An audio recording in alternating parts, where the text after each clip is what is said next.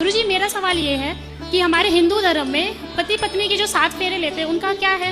एक सबसे बड़ा जो नियम है कि हम कभी भी पति या पत्नी कभी भी उन्हें छोड़ नहीं सकते, है ना। तो जो राम जी ने सीता जी को एक प्रजा के कहने पे छोड़ दिया, तो क्या ये सही है? राम जी ने सीता जी को छोड़ा नहीं था। जब सीता जी गर्भवती हुई तो सीता जी ने राम से बताया कि आप पिता बनने वाले हैं। हाँ जी। खुशखबरी दी तो राम जी ने कहा कि सीता, मैं तुम्हें कुछ देना चाहता हूँ, बताओ क्या मांगती हो।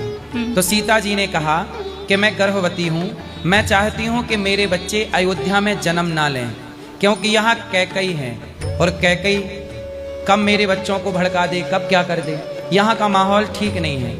इसलिए मैं अपने बच्चों को किसी संत के आश्रम में जन्म देना चाहती हूँ, ताकि संतों वाले संस्कार मेरे बच्चों को मिले और शिक्षा दीक्षा भी हो।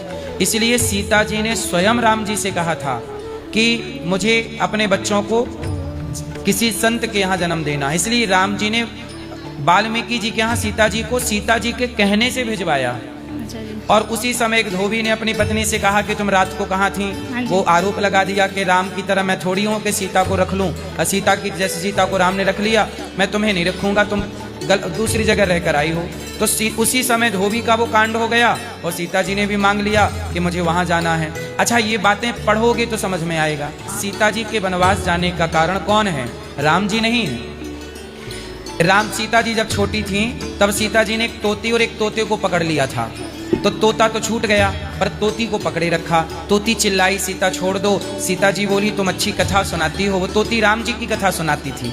तो तोती सुना रही थी, सीता जी बोली तुम मेरे को सुनाया करो।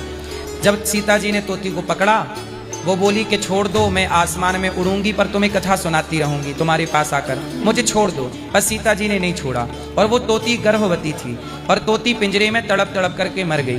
तब तोती के तोते ने कहा कि जैसे मेरी पत्नी को गर्भावस्था में सीता तुमने मेरे से दूर किया है, जाओ मैं तुम्हें शाप देता हूं कि जब तुम गर्भवती होगी तो तुम अपने पति से दूर हो जाओगी और मेरे कारण ही होगी।